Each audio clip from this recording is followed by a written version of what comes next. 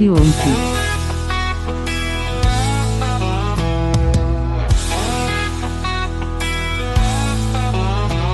Out on the edge of town where the stories run deep, there's a crew of boys who don't miss a beat. Chip's the leader, he's got that charm. V-Max rolls in with a knife on his arm. Jason's got the facts and Otis serves the style.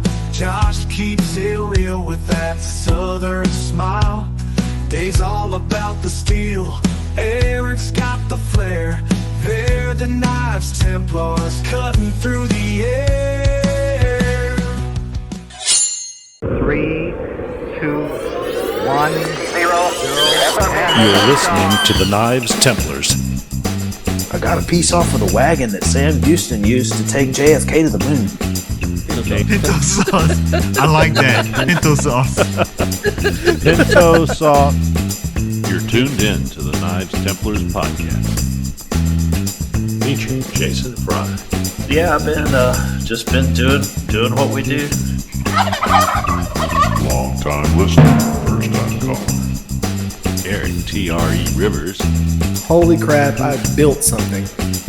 Mark Vasallo. There would be a lot of places I would launch myself to. Chip Carlisle. We've had a raccoon come through the screen door down in the family room. I was a mean kid. And Josh Ferrand. And now, broadcasting across planet Earth, it is the Knives Templars, coming to you live from Porkhouse Studios right here in Hartselle, Alabama, and scattered across the country. We are on demand, and it's time to sit back and enjoy another show of the KnivesTemplars.com.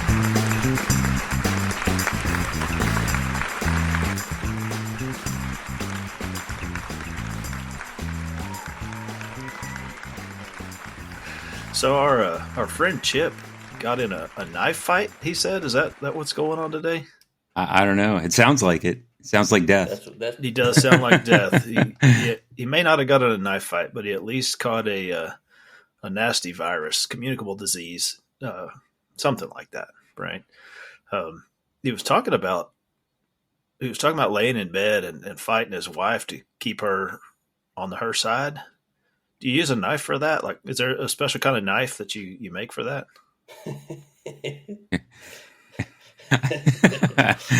I guess there could be. There could be. I mean, I've heard of spooning, but a knife, knifing could be. All right. Yeah, he might be coming up with a new trend, knifing your wife. There you go. So, speaking of new trends, do we have intros and all that stuff, or are we just freestyling and Chip's putting that in? I think we're freestyling and Chip is putting that in later. Okay. So, Mr. Chip, after we talk about knife fighting in bed, run us an intro. There you go. All right. So I saw an awesome deer in the picture there, Otis. Oh, yeah. I took the day off yesterday from plugging around with knives, and I sat in the barn and called the deer whisperer part of my life, and there he came. So you bow hunt from a barn? Crossbow hunt from a barn. Like your pet deer? Like on a farm? Yeah, on a farm. High fence farm deer? No. No, that's cool, man. That's cool. So I guess it's bow season up there in Maryland, right? Yeah, bow season is going.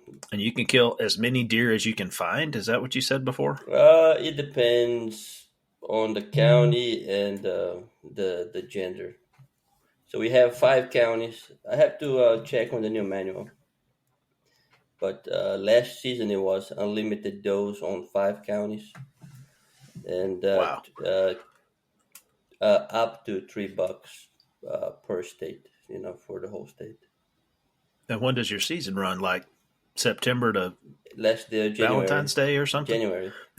Yeah. Wow.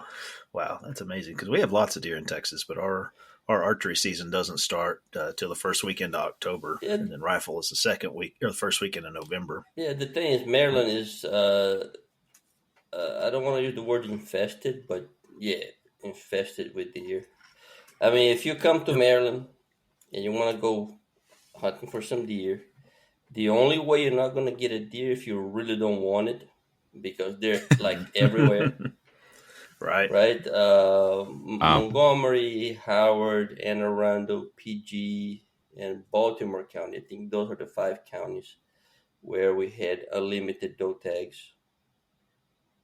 So are they urban, suburban? Man, they're everywhere. Rural? Yeah, like I grew up in a suburb of Austin, and we had deer all over the place. Like the lots were 2 to 5 acres, and that was enough brush for there to be deer everywhere. Yeah, no, they're everywhere. Everywhere.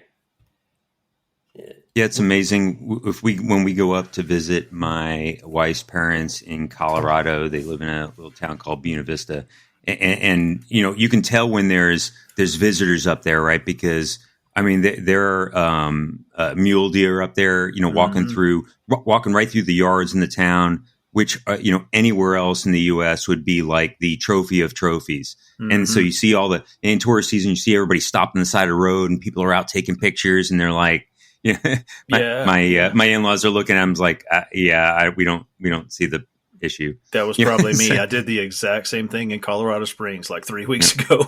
Mm-hmm. Giant mule deer bucks just chilling on the side of the road, and the guy with the Texas plates has to stop and pull over and take some pictures. And in Colorado, people take pictures of the Texas person taking pictures of the deer. There you go. That's probably right. I spent a little bit of time around Buena Vista when I was a kid, climbing mountains and things. Pretty country. Yep. Yeah, we. I mean, we're, out their back window, right? They can see, I don't know, 3, 4, at least 4 collegiate peaks, like perfect view. So, I think we have climbed all in that, around his area, that whole collegiate peak area. That's cool. I did Princeton one time, but that was the only collegiate one that I did. Mm-hmm. So it's good times back when I was fit and lean, neither of which I am right now. So knife making doesn't keep you fit and lean. Unfortunately. Well, if you're foraging, it keeps your arm strong. Right. That's true.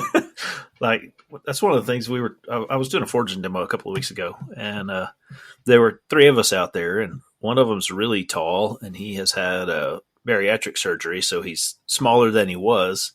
The other guy is just like thick, right? So he's not fat, but he's like crazy strong, one of those linebacker types. And there's me that was a cross country and tennis player that now has a belly, right? So several different body types. Yeah, that's right. And we were foraging outside for 5 hours straight. We were in the shade of a tree under a canopy, so it wasn't that bad. But last year it was like 96 or 7 degrees when we were doing that. This time it was in the mid 80s. It was pretty nice. Oh, that's better. It was quite bearable. So we were just kind of shooting the bull, like you do when you're working all day long. And some guy asked us, all of us had been on Forged and Fire. And so some guy asked us if it was hot on the set. And we're like, dude, it was not as hot as this, right? So we had this theory that all the people that pass out on that show, it's because they're not from some place where it's already hot. That's right. Yeah, I bet.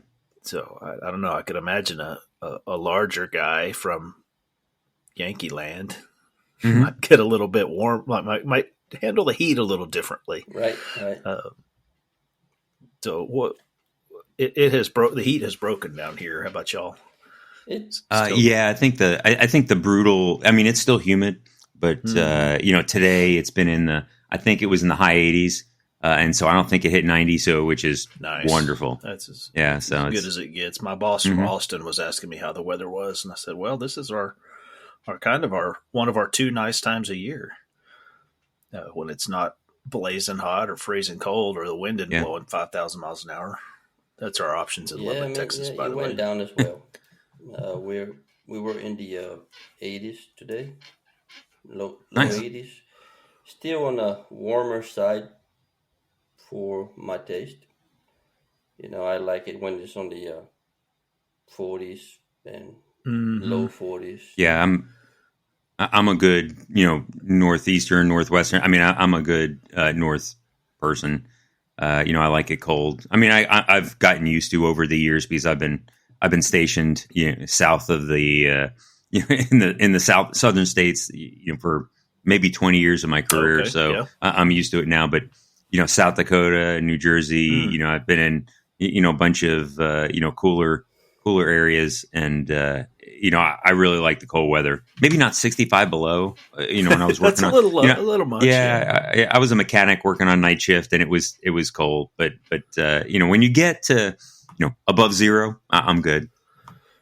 Right. Anything above zero, yeah. Like I think I'm with Otis here. Like a day in the 40s is like perfect foraging weather. That's probably best. Start out in the morning with a sweatshirt, and then you get good and hot and working, and take your sweatshirt off, and it's still cool, but you're not hot. I mean, that's ideal. That's ideal.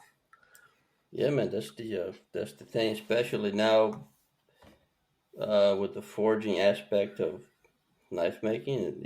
The cooler the better. I mean, I was foraging during the dog days of summer here, and I'm gonna tell you, man, by the end of the day, I couldn't open my hands to release the handle of my hammer. It was like, dude, I need to use one hand to pry my fingers open.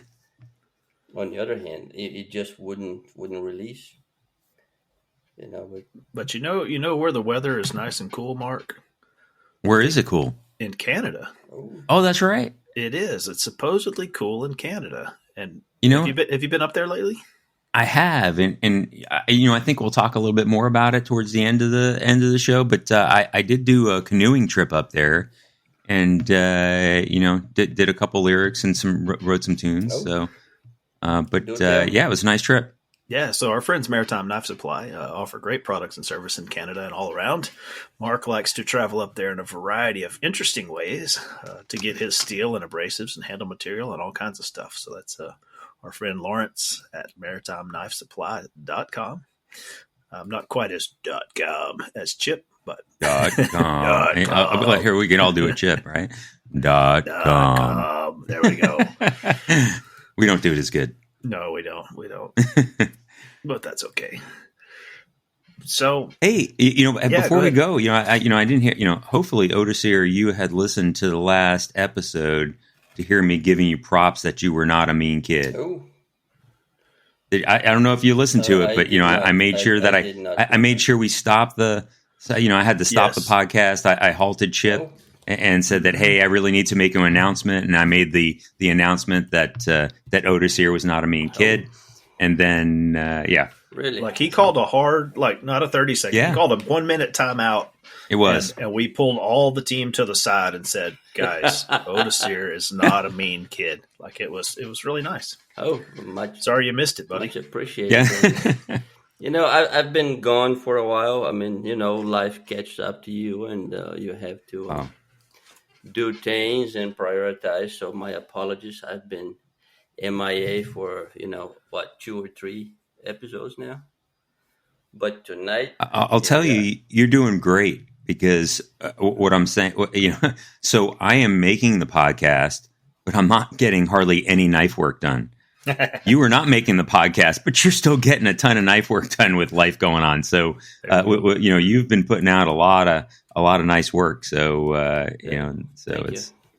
So tell us about what you've been making, Otis here. I mean, we've seen it, but talk about it for the listeners. I have been going hard on my development of my Damascus, and I've been trying out new techniques that I've been watching other people do, and new designs. So this right here that the listeners can't see is my general purpose kitchen style knife, and so it's kind of a Japanese style with the the handle is what do they call that handle? Yeah, the handle is sort of a Y style. The blade is all mine, I guess. Yeah, kind of long, long and thin for a chef, but still probably an 1.25 tall, 1.5 tall. Just about 1.25, between 1.25 and 1.5. Mm-hmm. Mm-hmm. So on that, is that like an octagonal handle type of thing? So, I think I saw that picture. So nice. That was something I watched on somebody else's video. And then when I saw your knife, it was like right after I watched that. And I was like, and it is really tough to continue to get those facets so crisp. Like each progression, each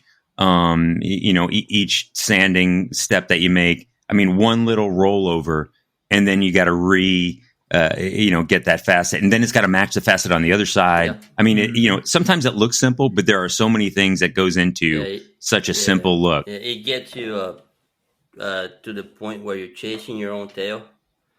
So you gotta, cut your losses. Like this one is not perfectly even on all sides, but it's close enough.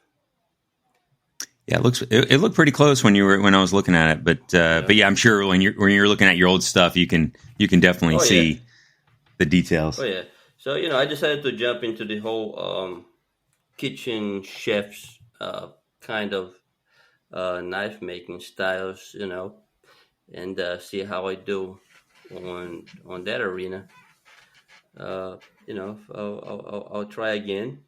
Gotta order me some steel and keep on forging. I got this one down to just under an 8-inch. Okay. The spine is just under an 8. And, okay. Very fine edge. So I do have a doubt that maybe Mr. Fry can help me with. Okay, what you got? On these style of knives, right? That is intended for chopping tomatoes and steak and things of the sort. Mm-hmm. What is the hardness we're looking for? I tend to want to go as hard as possible, like 60, 61, just whatever you can manage without much chipping. And honestly, what is your tempering? So what is that? 1084, 15 and 20? Yeah, I got 15 and 20 and 80 CRV tube there. Probably 400, 425, somewhere in there. Man, that's kind of high for what I. Well, but it depends on what you're quenching in. So, if I'm quenching in like my DT48 oil or my Duratherm, that gets me to about 60 or 61. After on quenching, I don't know what the record quenching. After tempering and everything. After tempering, or after quenching? It'll be 60. It'll be 64 probably, or three after anyway quench. After quench, and you bring it down a couple of points. I use my normal quenching and my 65 file skates. Yeah. After tempering, my 60 skates, but the 65 starts to give a little bite. I mean, that's the right range. That's the right range, because most of your kitchen knife work is going to be done on a cutting board. Right. Most of your chipping is going to be done from cutting stupid stuff that you shouldn't cut with a knife, right? And I want to make a knife that can tolerate some of that, but not for the kitchen, right? Yeah. So yeah, I tend to want to run them a little harder, a little thinner. The edge might chip a little, but then you can grind it back because you've started it so thin that it doesn't. I did a 2-hour cycle at 325, I think. Yeah, 225. Those guys are hard, way hard. So I mean, that's what I was aiming for. I just, what is the balance that we're looking for between chipping, rolling, and getting dull and keeping a sharp edge for a longer time? Well, this is one of the things that kept me away from the whole kitchen chef's things, because it is something that is so niche that I made a knife that's too hard. Every time he's chopping a tomato or heat something on the corner of the sink or something, he got a chip. Oh, well, this one is too soft. And, I can go through a couple of taters and I need to hit the sharpening iron. So, I mean, kind of it's always a balance. It's always a trade-off, right? So ease of sharpening goes with softer, harder to sharpen goes with harder. A little more chippy goes with harder. But if it rolls, you can roll it back on a steel if it's softer. Right? So everything's a trade-off. Everything in knife making is a trade-off. That would be my first thought, is that, they all work kind of, but it just depends on how you want to work it. Ideally, right, there's this narrow band between that's just perfect, right? So do you know the brass rod test, Otis here? Yeah, I do not. Okay, so you can take a piece of quarter 3/16 brass rod, and you put the knife on it and kind of roll it like this. So here's your rod, and you're rolling your knife along that edge, along 45 degree. Yeah, well, at an angle, probably even 25 degrees. And when the temper is right, that edge will kind of ripple as you roll over it, and will pop back. Okay, so it'll move a little with the pressure, but it won't roll and it won't chip. There's a narrow range in there where that's what you're shooting for. If you're too hard, it'll chip a little bit. Or if your steel wasn't right, like if you quenched from too hot or your grain is too large, it'll chip there. Or if it's too soft, it'll just roll. So, I mean, that's a pretty primitive test, but it does illustrate some. Why I said I saw you kind of balk at 425 or 400. Where I came with those numbers was one time I was using 1084 from Aldo. This was 12, 14 years ago, a long time ago when I first started. And I was making knives using vet grade mineral oil as my quenchant. Okay, so mineral oil like you buy from Tractor Supply. And later I've learned that's about a 14-second oil on paper, so a little on the slower side for 1084. But I also had a hardness tester that worked at the time. I still have it. It just doesn't work. But that 1084 knife out of the mineral oil, tempered at 400, was in that little zone, right? It was at 60 hardness, and it wouldn't chip, and it also wouldn't roll. So it was where I wanted. So when I upgraded my quench oil, the first time I bought real commercial quench oil, it was that Duratherm G that's about a 10-second oil. So the oil was faster. And I did the same heat treat I always did. It quenched it in the different oil and ran it at a 400 temper, and the edge chipped because I wasn't tempering it back enough, right? So I had to bump my temper to 425 to get in that same window by changing the quench speed of the oil. So that's where I'm coming from. There is no... Larry and Thomas might disagree, but I don't think there's an answer. There are so many variables, right, of where you quench from and what your heat source is, and are you dead nuts at 1525 or are you really at 1603? Or there's so many variables, and then your quench oil speed, even your tempering oven, right? So I mostly use my kitchen oven for that. Yep, same. And sometimes they run a little hot or a little cool. Like I have not. It's been a while since I put a thermometer in there and checked. That 425 was actually 425 and not 437 or 402, right? So there's so many variables, Mark, you muted. There's so many variables that's why the brass rod test is awesome, because in spite of all those variables, you can check at the last minute, like right as you sharpen, is this too hard or not? Now, what's the fault in that logic there, Mark? If you if you put it together and sharpen it and it's wrong, then what do you do?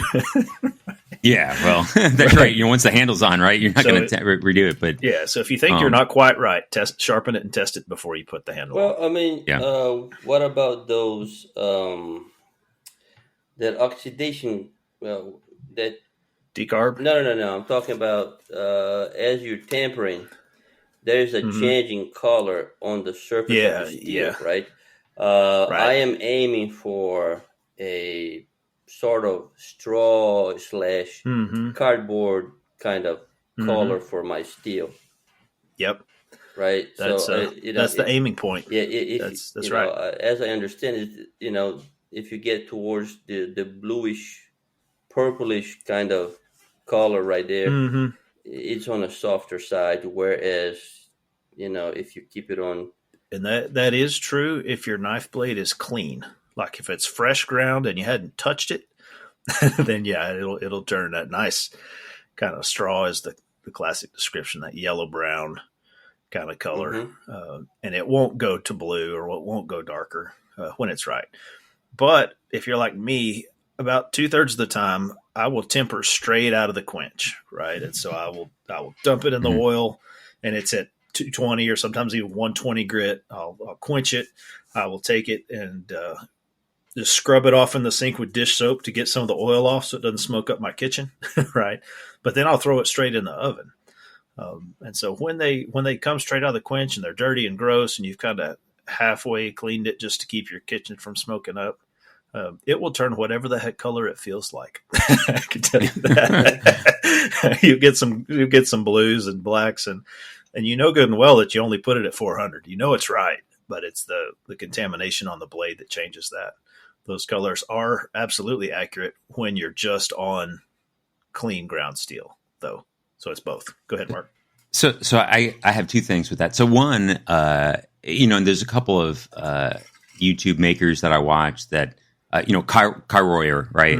Kyle Royer, he'll go and put an edge on his knives and sharpness test them and do all that stuff, and make sure it's what he wants. And then he'll dull it and finish the handle. Yep. Right. And so he doesn't cut his arm off. Right. And so, again, probably a good method to use. And then the other thing, really the question I had for you is, with things like a kitchen oven or, toaster oven is probably worse, but, kitchen oven, without a PID controller, right? I mean, they're going up and at some point, it's not turning on and off very quickly, right? Like it's turning on and then there's probably going to be a higher gradient than either something that has a PID or a heat treat oven. But you've been successful with it, right? So you really haven't had any problems with it. No, I haven't. Maybe the more air I think in it's the oven. about the volume. I think the reason the toaster volume. ovens get the worst reputation there is because they're smaller. They're smaller. The elements are closer to the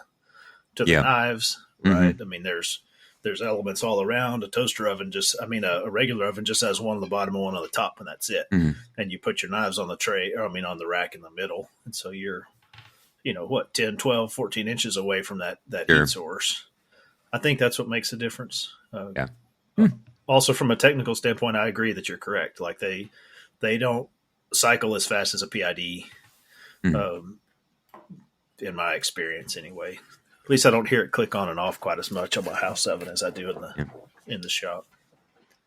That's even what I'm watching on my heat treat oven now, because I've been tempering in there and really watching what the temperature is, and so I'm always really paying attention to, hey, what's the above and below, on it, and then so I'm adjusting what I'm at my midpoint is based on how high it goes, and it's probably like a total 15 degree gradient, like maybe 7 or 8 above and 7 or 8 below. Sometimes it goes a little bit higher, a little bit lower, but at first.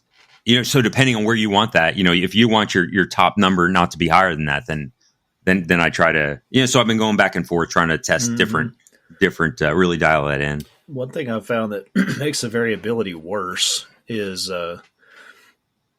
starting, right? So if you put it on and run it up to 450, it'll start at 75 degrees or whatever ambient is. Yep.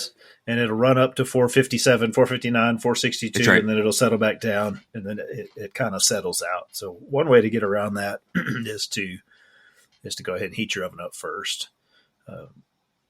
I don't typically do that because I'm fairly conservative on my tempering temperatures. Like I want my knives a little hard, and so I don't, 5 extra degrees or maybe even 10 extra degrees isn't going to push it over to a bad zone.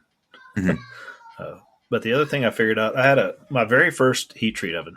We tell stories about our old junky tools that we had, right? So my very first heat treat oven was actually a burnout kiln for building dentures. Oh. Right. So it was a ceramic kiln from a dentist office.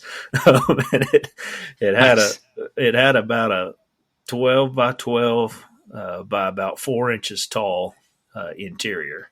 And it was German made, so all the instruction manual was in German, and it was in centigrade Celsius. and it weighed about 75 pounds, and it was also 220 volt. So it was like this huge combination of weird overkill features, right? Yeah. And I heat treated a lot of stuff in there. It would take 2.5 hours to get up to 1950 for stainless. It took forever long, even at a 220 oven. Like the PID or the programming was slow on the escalation. But another thing I figured out about that oven is that it was bad about overheating. Like I could put something in there at 400 degrees and it would be soft every time. Right? Like it was overshooting it. It was high. Yeah. I quit with that particular oven. I quit tempering in there because I knew that every time it was going to be wrong. So welcome to knife making, where there are an infinite number of variables and you can only control 3 of them. Right? I mean, you just never know. Yeah, but that awesome. brings up a very interesting question too. Before the advent of technology and electricity and things of the sort, how were they going about tempering their knives and swords and cutting implements like that? So my understanding, again, I'm not a super awesome historian, but I have read and written some books. My understanding is that they would use your color measures that you were talking about. So they would clean the steel down to bare metal and then heat it back up until the color was right, and then quench it. With carbon steel, like they were using, it doesn't take very long, right? So we get the idea that if you burn your tip and turn it blue, that knife is toast, right? I mean, it doesn't take long at a high temperature to mess with a carbon steel. So they learned, I think, over time to heat that knife up in a way where the edge got to the right color, but not too far. Wayne Goddard, actually, in his classic book, The $50 Knife Shop, y'all ever read that one? No, I did not. You know, I think I've. Where did I see that? Did we talk about that before? Maybe we were talking about that before. We might have. It's It was written in 2001, I think. They published a reprint in 2007, so it's pre-internet, pretty much. And he talked about a couple of techniques for tempering with tongs. So you take your knife and you get your tongs up to red hot and you clamp your knife in it and you use the residual heat from your tongs to heat your knife up to the right color, right? Because it's not like sticking it in a 2,000 degree forge. I've heard of folks that will set it along beside their coal fire, so kind of just on the outside of the fire hole, and use that indirect heat. I mean, they had ways to heat it up to the right temperature without overshooting. Is my understanding. I was not there, but that's the way I understand it. I've heard of modern guys doing swords and things in pellet grills or in barbecue smokers, right? Because you've got a big long thing that you have a temperature control on, and you've messed with it cooking briskets, and so you know how to keep it at 350 for 2 hours or whatever it is. I've heard of guys doing that. I don't know. What do they do in Brazil, Otis, here, where they don't have? I have no idea, in man. Some of the low key places. That one I don't know. But it's just an interesting thing that I was thinking about the other day, and it just came up now. I mean, how would I go about tempering? Because the quenching part is not that difficult. The tempering part, that's where it gets a bit squirrely. Because how am I going to temper this on a coal or a charcoal forge? Just you said, put it in there, 30 seconds, bring it out, and see the color. I mean, right. I mean, my understanding of the development of steel throughout history is that some of these are first world problems, right? So steel as we know it only became common in the early 1900s, late 1800s, when they perfected what they call the Bessemer process. They figured out a way to make it in bulk. Prior to that, it was all bloomery or tamahagani, or however you say that Japanese one. So there was ways to make carbon steel, but it wasn't in bulk. In my understanding, I wish Josh Ferran was here, but he is out traipsing around with his wife. Imagine that. He's out running around with his wife tonight. But he does some of that bloomery stuff. He could tell you there are ways that you test that product to figure out how much carbon it has and how to treat it. So prior to the early 1900s, it didn't matter because you had to test every single piece because every single piece of steel was different. Sure. Right? The idea that we take for granted that you might follow a recipe and put it in an oven and set it at a temperature. I mean, that comes along. That's modern. It's probably off subject, but I read that I can't remember where I was reading about, but when they're making, whether it's bloom steel or whatever you call the Japanese steel, is that again, it was all different carbon contents, right? And so they would break it down and identify which were different carbon contents and make sure that used in different parts of the knife or the sword.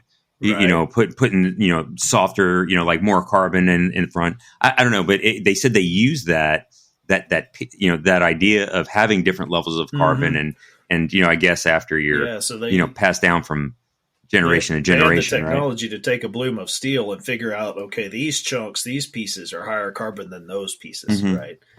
And a piece of the bloomery process is re-welding, like fold and weld and fold and weld and fold and weld, right? So I'm sure they spent some time homogenizing, so taking out the parts of the chunks that were the right kind and welding all those together. Yeah, it makes sense that they would. And so what would have made that easier? It would have been a heck of a lot easier to refold and re-weld if they had a Clark iron press. That would be amazing. Like our friend Mr. Chip. So our friend Clark Taplin up in Tennessee makes a wonderful hydraulic press. Notice here you've got a coal iron, right? Yeah, I do. Right. So if I was a samurai sword maker from Japan, I would be totally jealous of you right now. Because you can do with your hydraulic press things that would have taken them days of forge welding with charcoal. Now, Mark, what were you going to say? I cut you off. No, that's good. That was good. Really, what I was going to ask is, what Otis, you showed us that one knife. Like, what else? Like I didn't want to get too off track with what you made. I mean, I saw a picture. You had like 5 knives and cheese and you had a lot of stuff going there. I mean, I've been working on my my lineup for the Moran show coming up next month.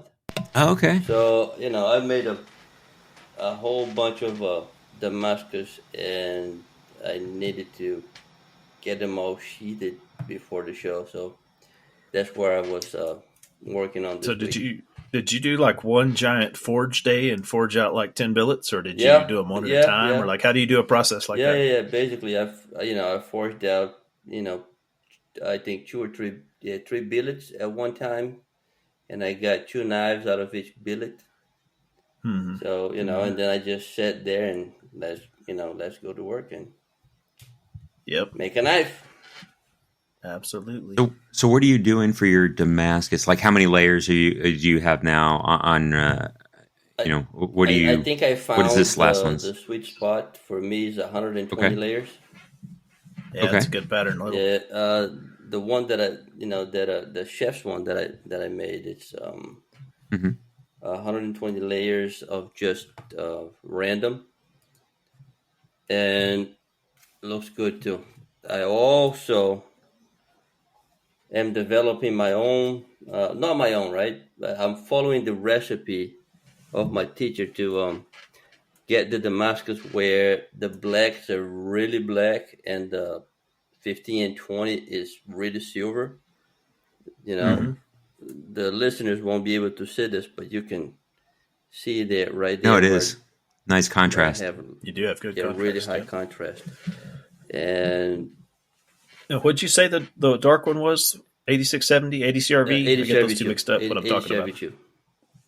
Okay, ADCRV. Yeah. So, but I'm gonna change it. I'm probably gonna go to 1095. Mm-hmm. 1095 is a little bit easier. I think it's a little bit of easier adhesion between the 15 and 20 and 1095 than the ADCRV2. I have the slight impression that the ADCRV2 has a little bit of an issue Doesn't want to getting stick quite as good to 15 and 20. So I have a stack of ADCRV2 bars that I bought one time. They were little cutoffs. They're about 5.5 inches long. They were from a place that was selling it by the foot, and their bars were goofy lengths, and so they had the little drops that were selling cheap. I have a bunch of that. I just haven't done a billet with it. No. I have to try because it it'd be out. nice if you had your press that you're putting together.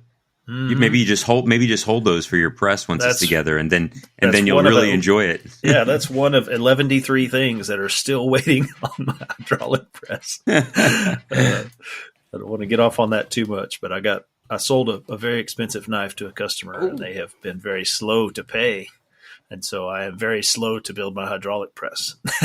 There you go. Yeah, but so six Damascus knives in 2 weeks. Oh no!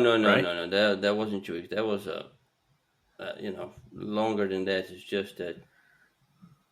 That's when you finished them out, though. That was 15 days. It wasn't 2 weeks. He did it in 15 days. Yeah. Well, don't tell our secrets. Like we all know. Like I'll say a knife took me 6 months, and really that's because I forged it 6 months ago, sat it in my shop for 3 months, and then heat treated it 3 months ago.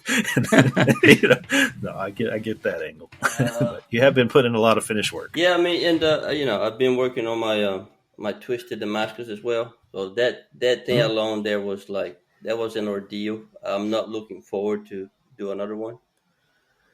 What were the challenges? What gave you problems? I had to do 2 billets on the same day. The first one, after I had it all twisted up and I started squeezing it to make the stock, it just started splitting all over the place. Again, I think it has something to do with the the ADCRV2. Yeah. Right. So. I'll try again. This time I will use some probably 1095. And twist can be a little squirrely, like it for me anyway. I'm not a super experienced at twist. I've done some, but for me it wants to come apart along the edges when you twist. Like if you throw that first twist in it and it stays, it's probably going to stay. If you throw that first twist in it and it comes apart, I give up. There's no rescue. There's no rescue. How thick of a bar were you twisting? 1 inch. Like about a 1 inch bar, yeah. Yeah, right at 1 inch. I had a case block on my press, and I squared it out exactly 1 inch, and then I rounded the center. I only left about ½ inch on each end so I could grab it. So you could grab it. Yeah, I mean that's my understanding of best practices. And then I put to use the Twistonator 3000, and I went to town on it. Now, I would have benefited a lot if I had a companion there holding a blowtorch on my steel as I'm twisting. That your heat stays a little more even and a little longer. Yeah, but... I only seem to get about 3 twists and then I have to go back in the heat. Yeah, I was doing 1 full twist per heat. So I was only, getting 1 full twist per inch. And you combine that with a low layer count, it gave me some bold X's. It looks real good, yeah. That low layer twist with low rate of twist is pretty steel. I'm always impressed by those guys like Mike Quisenberry or John Horrigan that'll take a 25 layer bar at ½ inch and they'll twist it 5,000 gajillion times on this Twistonator 5,000, right? Like they'll use mechanical means to twist it very precisely. I've even watched those guys. They can use a torch to manipulate the heat right. to make sure that all of the twists are evenly spaced. Right. Yeah. So if it's not as hot, if it's not as hot, it twists slower. If it's extra hot, it twists faster. And so I've seen that. That's fascinating. It's super impressive. Super impressive. I'm not there yet by any stretch. Yeah, I did talk to Josh before I started working on my twist, and he gave me some really valuable pointers and insight there. Especially related to the amount of heat and the fluxing of the steel as you're twisting. Right. One of the things being when you're twisting it, as soon as you get out of the forge, there's that little steam coming out of the steel, and clamp it and start twisting. If you see that steam starts to dissipate, stop twisting because you lost the you've lost your heat. So you could end up breaking the steel. So I took a crescent wrench, so like about a 14-inch adjustable wrench, and I welded a piece of rod on the other side so that I could pick any size billet that I had squared off, but then had two long pieces to twist with. That is the Twistinator 3000. That's the Twistinator 3000. Okay, I've seen guys do the same with a pipe wrench, so weld a stick onto the other jaw of the pipe wrench, or I got the crescent classic the Twistinator 3000. Classic make do. Like I say, I've seen those guys use like a 1-horse Milwaukee impact drill or like huge power tools. It's pretty dang impressive. There are guys that'll convert pipe threaders and just for twisting Damascus. Yeah, I've seen where they use like a mill. Stick the piece in there and just, put it in a lathe or something and twist it that way. Yeah, put it in the lathe and just I hadn't thought about that. Go to town on it. It's just you got to work pretty damn quick to chuck it. It's got to be fast. You got to be fast.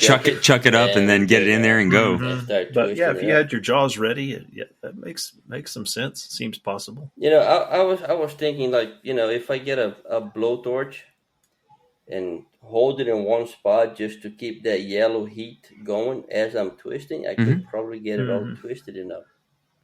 It'll help. So like the guys that I'm talking about, the super pros, use acetylene and they keep it hot, but every little bit helps. I something even just like a plumber's torch that's not putting out that much heat. It'll help you maintain that heat a little better. Like you can't heat it back up, but you can keep it from cooling down anyway on a specific spot. Yeah. I will probably try again, but I gotta order me some 1095 for that. I'm starting to feel like the 87V2 is just not sticking the way that I wanted to. Something to do with the composition and having some different alloys in there. Yeah. So. Probably the same deal. I mean, do you know if anybody uses a 5160 and 15 and 20? By reputation, it is even worse than your 80 CRV. Like, so the chromium in there can be squirrely. That's why stainless is hard to weld because the chromium oxidates so fast. And 80 CRV2 has some chromium in it. Could be it. I have not tried 5160 in Damascus. I've seen it. I mean, I know it's possible. Jay Nielsen does some. Randomly, I wrote a Blade article about a knife that had some in a billet one time. I mean, I know it can be done, but by reputation, it's a challenge. Now, choosing in between the 10 series steels, 1084, 1080, 1095, what would be the best go-to right now? Either one? I would say probably they're very, very similar. Your 1095, if you're putting it in with 15 and 20, your overall carbon is going to be around 90 points because it kind of carbon averages out in a billet kind of. At 1080, 15 and 20 is like 1080 with nickel. So it's going to average out in the 85 to 90 range, which is going to get out of your problems that you have with 1095 and crazy fast quenches and really precise temperatures. So, I think it's okay. It doesn't fight you as bad as it might. I tend to use 1084 because the guy that I like to buy from sells it. I've done a lot of 1080 also with no complaints really. So let's see. I think on paper 1095 has a little more manganese, or is it less? One of them has a different manganese level. That makes it darker.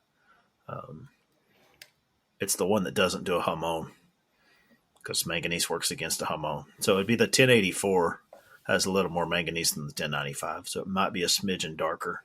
How about the 5200?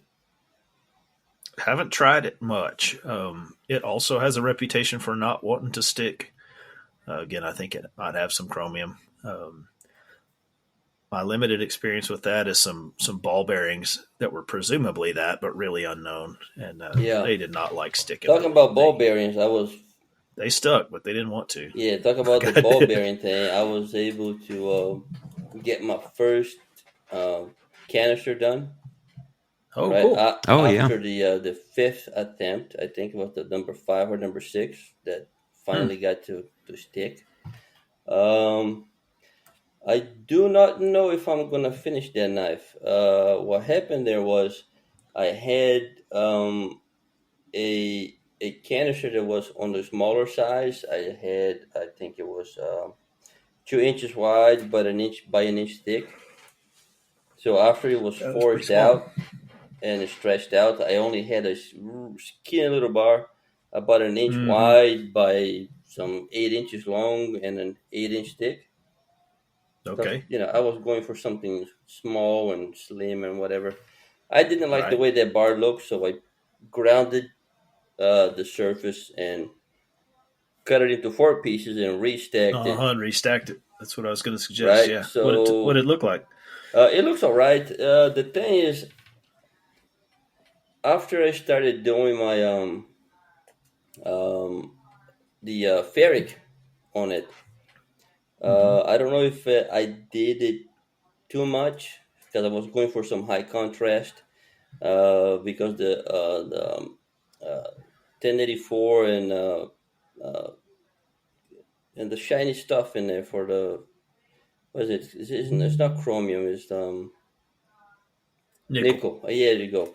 It made those really long bands that actually looked like rivers going through. Oh yeah, the alloy banding was showing up in your steel. Right. Now, so what was showing up after I started etching it, some really small hash marks, like all over the dark steel. Right now, I don't know if those are some like micro fractures or is just a byproduct of etching it for a long time. Right. It could be, my guess would be alloy banding. So when you're forging Damascus at 2,000 degrees or 2,200 or whatever welding heat, you're at, that really changes your grain structure of your steel.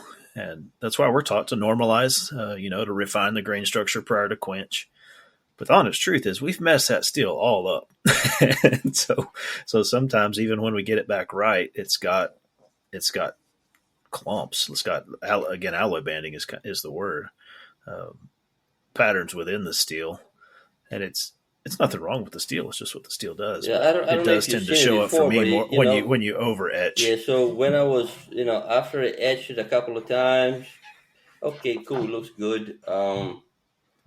Okay, let me keep edging it because I wanted like a really deep edge on the dark spots and having the high nickel sections in there so you can actually feel with your fingers. I started to notice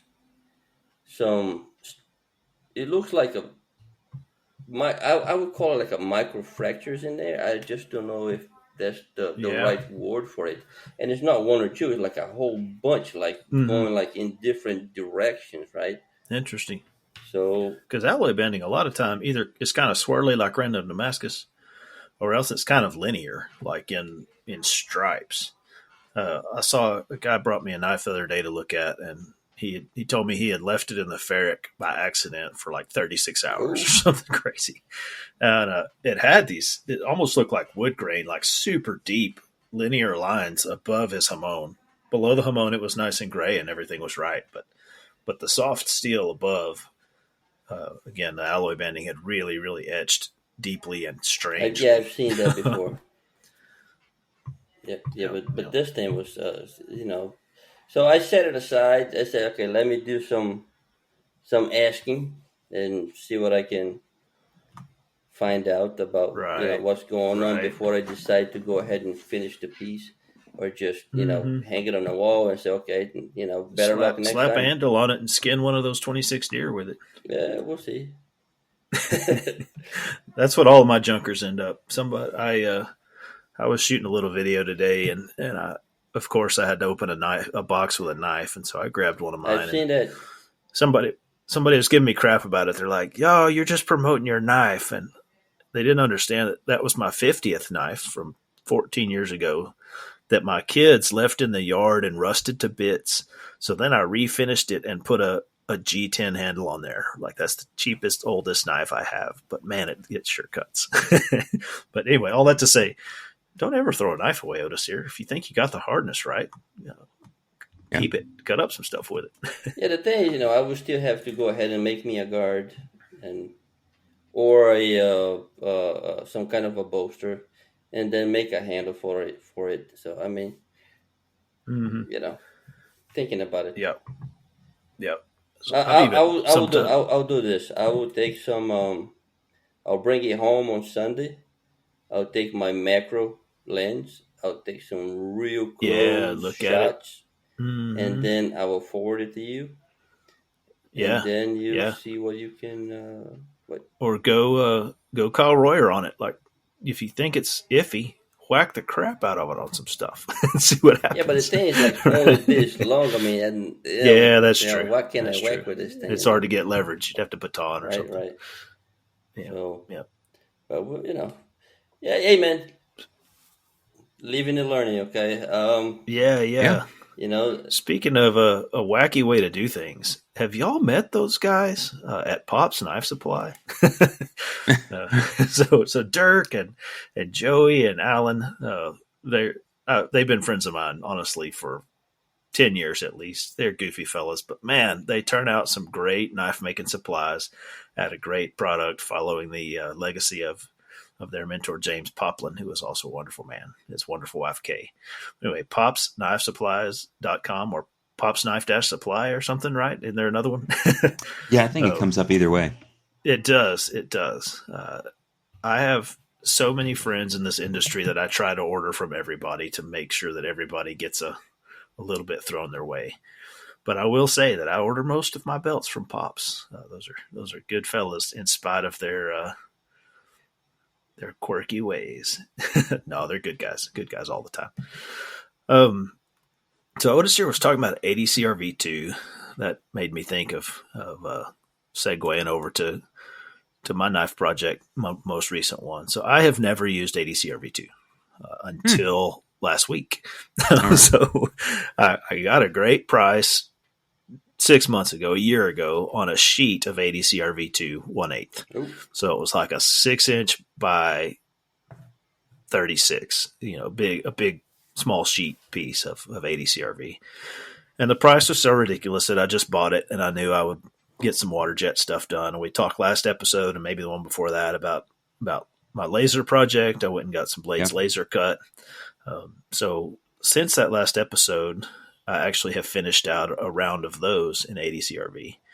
And I did some things that I've never done before that I kind of wanted to talk about. Let's hear it. So one thing I do this on all my stainless blades too, but the ADCR-V being carbon, I tried it to see if it would work. So I did 9 of them at once out of the heat treat oven, which again, I always do that. If I'm turning on the oven, I'm heat treating 5 blades, maybe 10, maybe whatever, because it costs the same amount to heat the oven. Sure. But I did 9 blades, and one of the challenges of carbon steel quenching is warpage, right? They're going to move some, and you got to straighten them out some. I've used a carbide hammer. I've straightened them in the temper most often. There are ways. Rarely do you warp a blade that is ruined. It just takes more work, right? And I was trying to make these fast. So I actually quenched all 9 of them at full thickness. They were just profiled with handles drilled, and I quenched them all and ground them hard. Again, that's exactly what I do on stainless. It works pretty good on 154 because you've got a little bit more forgiveness for overheating. But I got away with it. It was kind of a nice surprise. So a good sharp belt and not running too fast. Do that initial bevel grind, dip often to make sure that you keep your heat off of the blades. Yep. So that was one. And you're fighting decarb because 8072 is a monster when it comes to decarb. Mm-hmm. Yeah, that's true. If you quench it at an 1/8 inch thick, there's no decarb in the middle. I promise you that. I promise you that. So what did you find out for, you said that, hey, this is your first time with laser, and then there's the possibility of that heat, heat with a margin. Zone, heat affects the zone. So what about that? So far, I could say a couple of things. Number one, a 3/32 hole cut with a laser is really close to 3/32. And a 3/32 hole cut with a water jet is less close to 3/32. That's right. So on the water jet blanks, I would run a 3/32 bit down there. It would cut like 2 little curls off. It would be perfect, right? On these, you had a tighter hole with a little bit of heat affected zone, and I could not get a plain regular high-speed steel 3/32 to go through it without just ridiculous squealage, right? It didn't want to go. Oh, yeah. So on the small holes with a heat-affected zone, I switched to 3/32 carbide, and it just popped right through and cut a few little nice curls, and it was fine. Give me some of them carbide bits.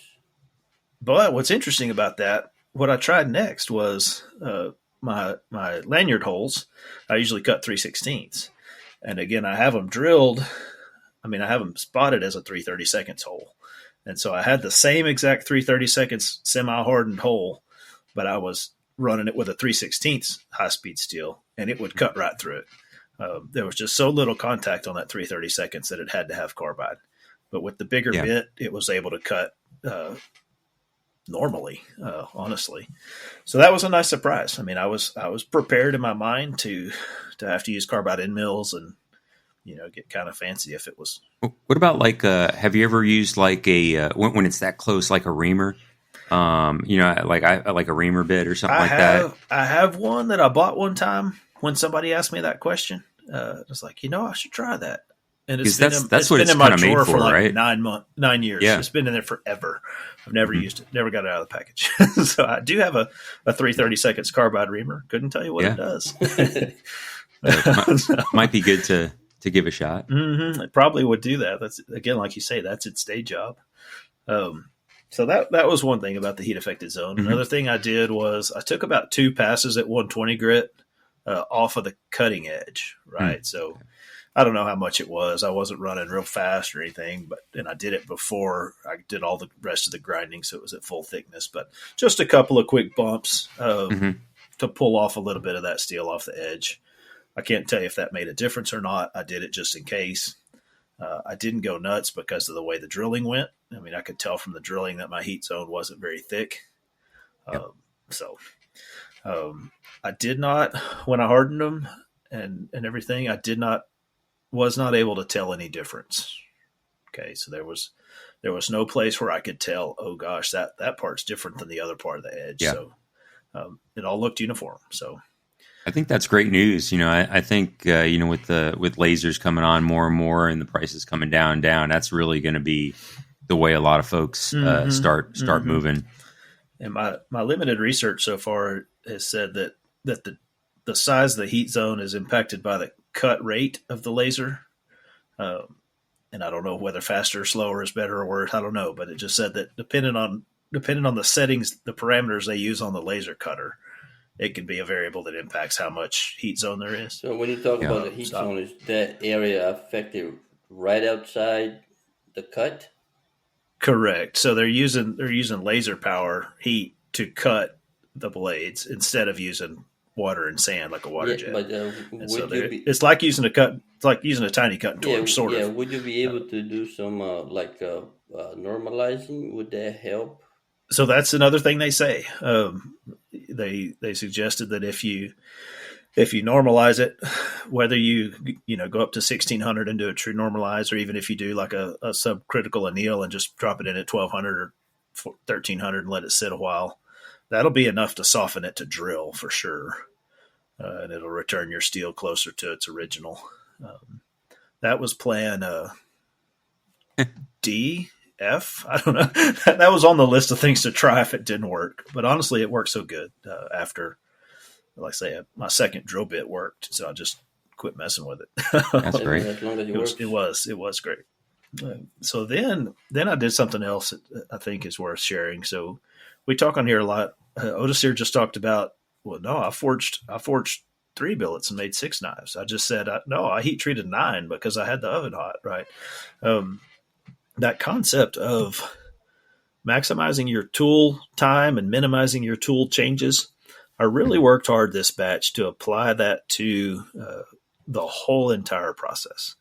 So I drilled all 9 knives with the 3/32. Then I switched out to the 3/16. Then I drilled all 9 knives with 3/16. Yeah, it makes sense. And then I put a 60 grit belt on the grinder and the work rest, and I went and ground all the profiles and all the bevels.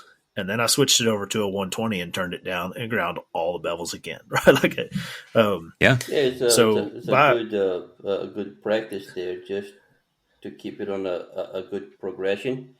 And, you do a whole batch, like you said, on that drill bit, and then you do the next batch on the next bit. And that's a great practice right there. Because if you got ADHD like me, you're like, oh, squirrel, I've only got 2 holes in this one, but the third one is 3/16. I need to drill the 3/16 hole now, right? So I have to fight my mind to be able to do it that way, because my impulse is not that. It's like just to go one step to the next. So it took me personally some discipline to work that way. I would say I learned some lessons, though. It was good. Belt changes are not super slow on our grinders, but if we switch from platen to round wheel, or we switch from work rest to no work rest, or we switch to small wheel, right? You've got to sort of take your machine apart. not quite, but it takes. It is. I mean, every time you pull 90 seconds from start to finish to change over, maybe, maybe, I don't know. But paying attention to that, like I ran everything I could on the flat platen on purpose. So I did all the bevels, I did all the spines, then I tapered all the tangs, and then I went to the small wheel and cleaned out the finger grooves, right? So I took the spines to 400 grit before I switched the grinder over to do the finger grooves. So I tried hard to do every single thing I could do without changing the tool. And that again, wasn't unpleasant. It was a discipline, right? It wasn't terrible. I didn't hate it. It worked really, really, really well, but I really had to concentrate to do that. It says probably more about me than it does about knife making. But, it is good practice. Anyway, it is good practice, especially if you're doing, 9 of the same. I assume you're doing 9 of the same, right?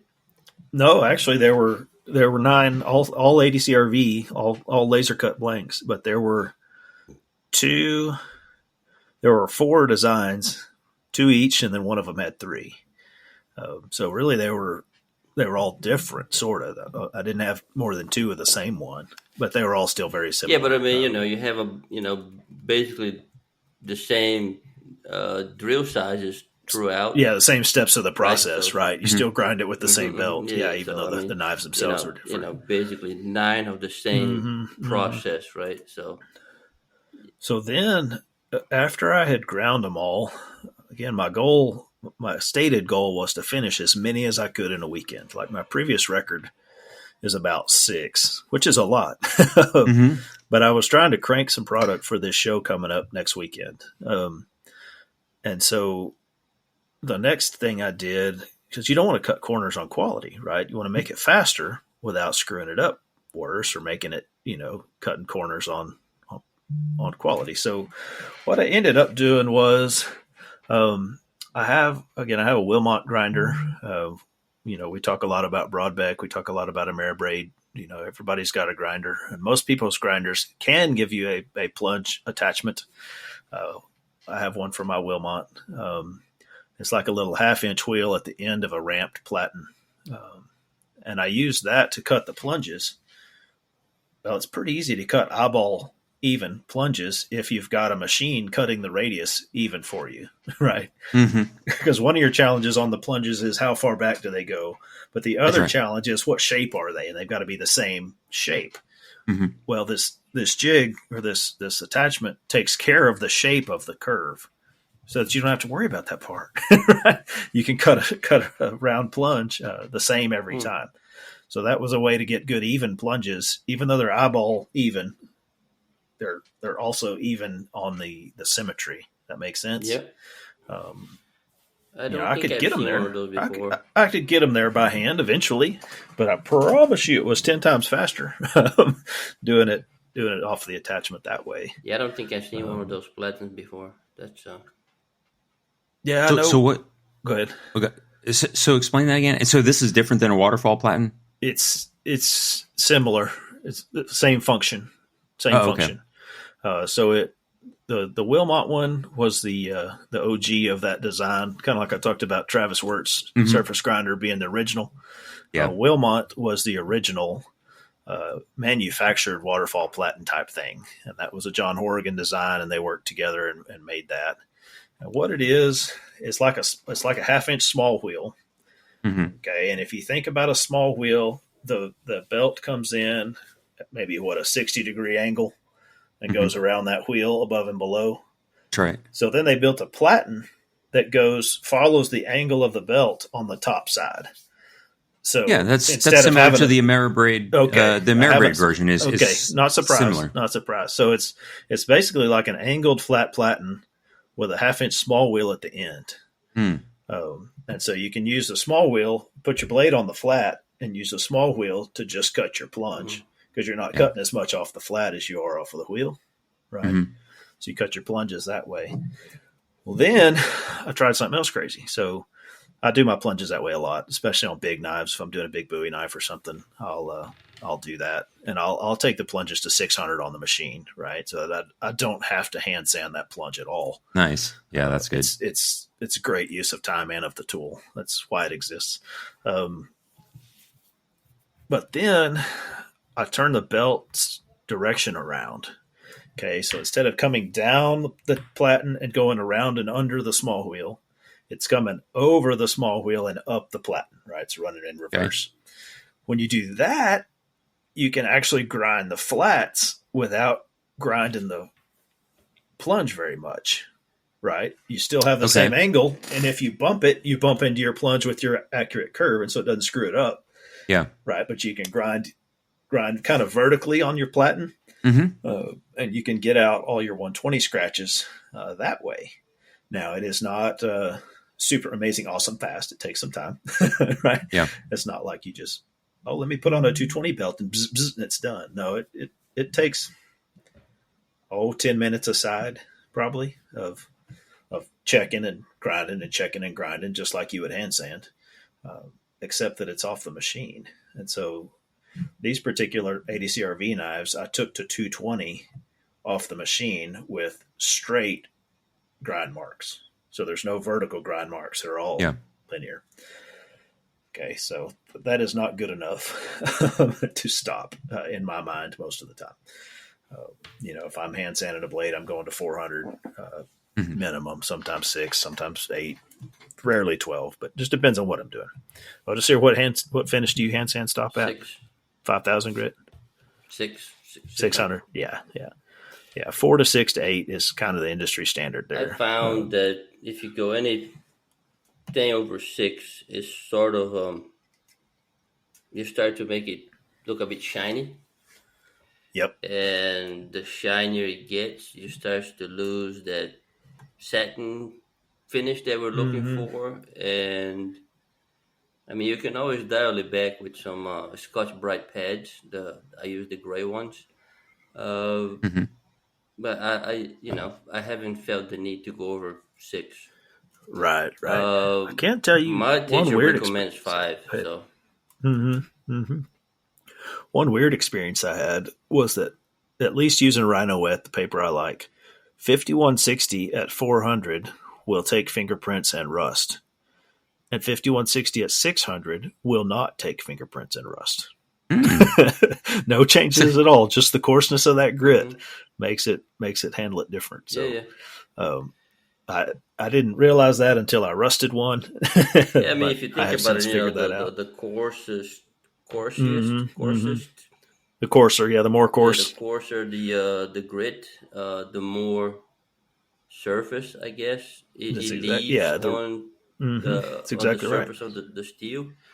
Whereas the finer grit is going to leave it's smoother finish, so less of surface there to rust and oxidize. So that is exactly the point that I chased that rabbit for. So I stopped these at 220, which is nowhere near enough, because I'd also tried something else. So, 3 months ago, I made a stonewash tumbler. So I took a piece of PVC pipe and some rollers, and I made a way where I could put it on my grinder and use the belt of the grinder as my drive belt to just rotate the tumbler. RPM. Right. Do what? Full RPM. No. Yeah, weird. No, so I can talk about that a little. So I made my tumbler out of a piece of 4-inch PVC, and I put it on some rollers, and I set, again, that's a total tool change. You have to take the grinder apart, put it back together. But I set it up where the belt is touching the PVC, and then I take the knob from 0 and I turn it up until it starts moving, and then I turn it just a tiny bit past that. So I mean, it might be 15% tops, because if you get too much speed, you get centrifugal force and it'll stick the stuff to the outside instead of tumbling, right? Mm-hmm. You want it to be slow enough that it tumbles. I don't know, to me, it sounds like an ice cream freezer, kind of that speed. I don't know. Yeah, that speed. Yeah, that. Yeah, exactly. That many RPMs. But anyway, so I took these 80 CRV blades at 220 grit, and I put them in a ferric etch for about 30 minutes. I wanted to try darkening. I wanted to pre-rust them, right? So a ferric etch is just oxidation. It's not exactly rust, but it's still just oxidation. So it works on the same exact molecules that rust would.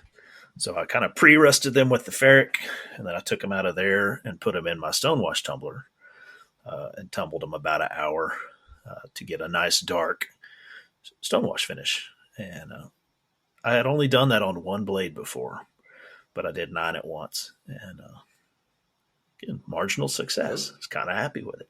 Oh, you threw all 9 blades? I threw all 9 blades. I threw all 9 blades in the tumbler at once. And you didn't get any weird scratches from the blades hitting each other or anything like that? Out of 9 blades, there were 3 that I had to redo. 2 of them I had to redo because they were touching each other in the etch. So I had put all 9 in the etch on one piece of wire, and I had put little washers in between them so they were spaced out a little bit on the tangs. Mm-hmm. But there was 2 knives that the flats of the bevel were touching, and so the etch was not even. So those 2 I re-etched. And then there's one more that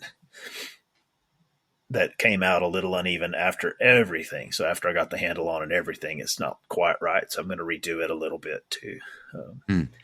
Well, anyway, so I went straight from the machine at 220 to the etch to the tumble, and I'll be dang, it worked.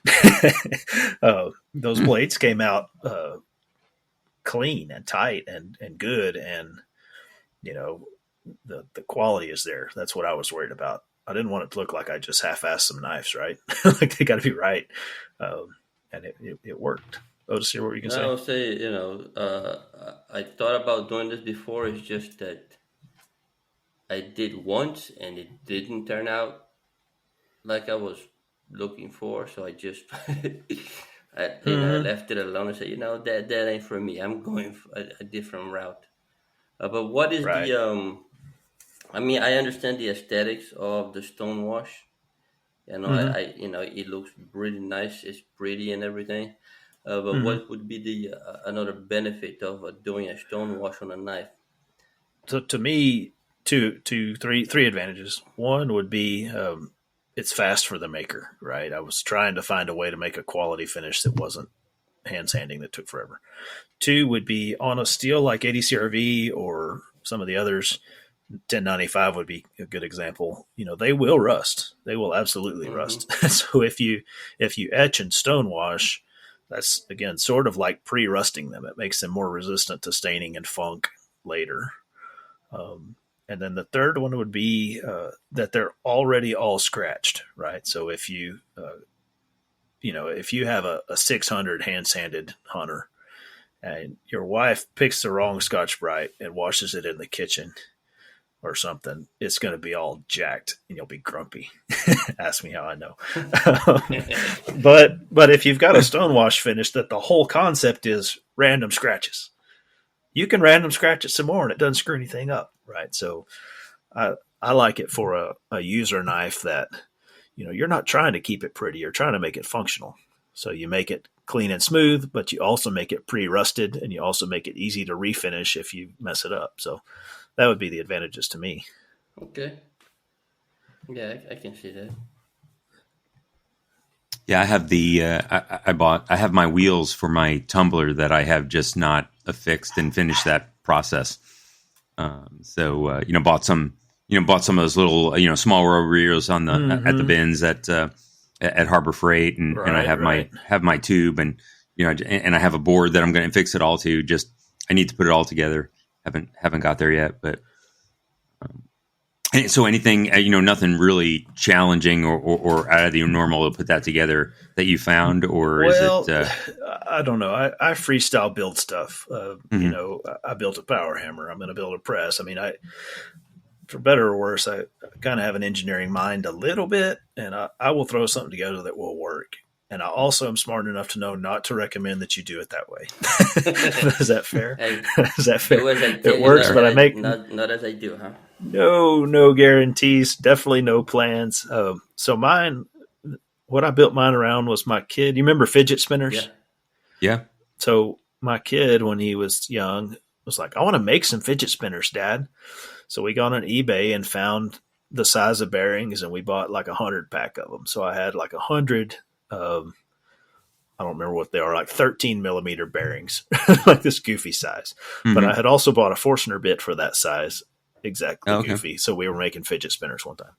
But I still had a gajillion fidget spinner bearings. And I measured and figured out that the interior diameter of that was metric, but was really dang close to 5/16.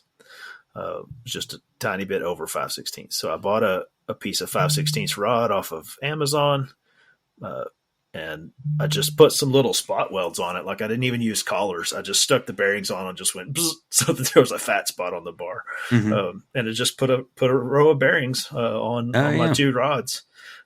Janky as all get out. Works really good.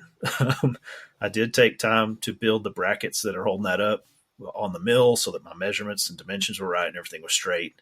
But at the end of the day, it's just fidget spinners and rods off of Amazon. Again, I can't say. Yeah, I just bought four wheels. I don't know if that's probably better. That's probably better. My goal was to use stuff I had. So even my PVC tube was a tube that somebody had got me for a banner, a table banner, like as a way to carry a table banner. And I don't use it anymore. And so I was like, well, I'll just use that. So I literally made the whole entire tumbler from crap out of the shop corners. The only thing I had to buy was the tumbling media, and I just bought the Harbor Freight stuff. There's two sizes that they have there. Yeah, the little green stuff, and then the bigger, the little green triangles, and then the big green or big gray triangles. Gray triangles, yep. Yep. So and then you just combine them. Yeah. Okay. Yeah. Use some of both. It worked real good. So then I kept going with different processes. So keep chasing this journey. So then I put handles on all these knives, knowing that they were etched. And you might know when you put an etched knife in a handle, you've either got to shape the handle first or figure out how to re-etch that spine after you shape the handle. Right. Get it? Because you have a nice shiny spine. Or you have a nice shiny spine on a nice dark blade. It's funny. So knowing that in advance, I did not want to pre-shape all the handles with dummy pins and then try to glue them back up, because I had 9 blades and 4 pairs plus 1 were all identical, right? So it would have been real easy to get stuff mixed up in terms of if I had pre-shaped and stuff. So I didn't want to do that. So what I did instead was I chose handle materials that I knew would be okay dipped in ferric. Okay, so if you take a spalted maple burl stabilized and you dip it in ferric, you get mushy orange goo, right? Like it doesn't do. It's not cool. Or if you take white paper micarta, it gets dirty, nasty crap, right? So these, I used a few different things. I used some voodoo resin. I used some G10. I did a couple of different micartas. I did some Greg Hansen G-Carta canvas stuff. Again, I was making knives out of scraps from the shop, so I used the leftover scales pieces from all the different things, but intentionally went with again synthetics that I knew I could dip in ferric. So that was the way I got around that. Was I glued them all up, and then I just shaped them like I wanted to. And then when I was done shaping them like I wanted, I just put them all back in the ferric for a minute. Oh, nice. And then I dipped them straight into baking soda water so that everything was good and neutralized. And that was that. So the spines were back to normal. Another little trick along the way there that goes with the final stage. So Otis or Mark, what do you finish a micarta handle to? Like what grit do you stop at? Micarta? Ooh. Yeah. I mean, it's been Otis here might not use micarta. It's been a minute since I last used micarta. I have some that I intend to do some work with. Just last time, I think I left it at 600, maybe. Mm-hmm. Yeah, I think that's so I have one. Because micarta has what kind of micarta? Yeah, well, canvas has fibers in it, kind of. Most stick out a canvas. It has a very interesting aspect that it can be really grippy if you leave it coarse, right? Mm-hmm. So if you're going to have a chopper or something like this, having a coarser finish on that micarta could be advantageous. Right. It just stays in your hand. But like Joey, he goes as super high grit and has a glossy finish to the thing. Yeah, like I've seen guys take G10 to 2,500 or something. It's amazing and ridiculous at the same time. I don't do that. I usually stop my G10s and my micartas at 600, like you say, Otis here. Sometimes if I'm not quite happy with it, I'll throw some 800 on there. I think that linen micarta that I had on that last knife, I think I did to 800, and it came out really nice. I have some. Again, I would say that's sort of standard. Yeah, I have some Total Boat resin. I've been thinking about, pressing a couple of scales to see how it comes out. I have some old underwear. I want to cut it up into squares and there you go. From that time you were fighting the panther in the woods in your underwear. Back when get some old. Well, I guess your son's probably not in long enough to have old uniforms yet, but right. Cut. I have stacks and stacks, right? Of OCPs, and that's what I plan at some time. I'm like, hey, let me just try to cut them up and make some scales out of them at some point. Yeah, I bet. Right, I've got a bunch of old blue jeans that I keep saying I'm going to do that with. I'm never going to do it. Yeah, it's a good idea. So then, knowing that I like my micarta, like say at 600. But I was trying not to do that. My goal was, how can I do it fast without cutting the quality, right? So what I did was I shaped everything at 120 like I always do. That's what I rough grind off my handles with. And then I bumped them up to 220 and paid extra attention to the areas I know that you get scratches, right? So kind of like we know on a spine, you're going to have some right at the top of the spine where your handle material starts, because that's the flattest part. You always have to watch that. Underneath your finger groove, you're always going to have some you got to watch on the spine, right? you get some spots like that on the handles too, places where the machine is going to leave it a little bit sometimes. So on these, again, 9 in a row, not changing the tools over. I did all the 120s and I switched over to 220s and did all the 220s. And I paid extra attention to those areas. And so I got every single handle to what I felt like was a pretty clean 220. Okay, so not the 220 I would start hand sanding from, cleaner than that, right? Because I knew I was not going to sand out any of those scratches. And that's a little bit of an overstatement. There's a few spots I did go back. I wasn't quite satisfied with it, but my hand sanding on these was very minimal. So I might take a 400 and polish out a fuzzy part. That's about it. So am I content with turning loose on my car to handle at 220? Of course not. I've just said that's not how it goes, but I want my quality to be right. So the next step, and I learned this from my guys at White River, is I put it back in the tumbler. So after I've re-etched, after I've sanded the handle, I put it back in the tumbler for about 5 minutes. So not very long, but just enough to knock my Carta around a little bit and give it a uniform knocked around finish. So a pretty good, clean, uniform 220 with a good uniform tumble on top. Totally would not work with ivory, or I tailored the materials to that process. But man, they came out. I'm surprised. I'm pleasantly surprised with how well it worked. So like a G10 knife, it came out feeling. What kind of rocks do you have in your tumbler? Again, just the Harbor Freight stuff. The little green ceramic media triangles that are like a quarter inch. So you're not going into your yard and grabbing a handful of gravel? No, I'm not using pool gravel or crazy rocks.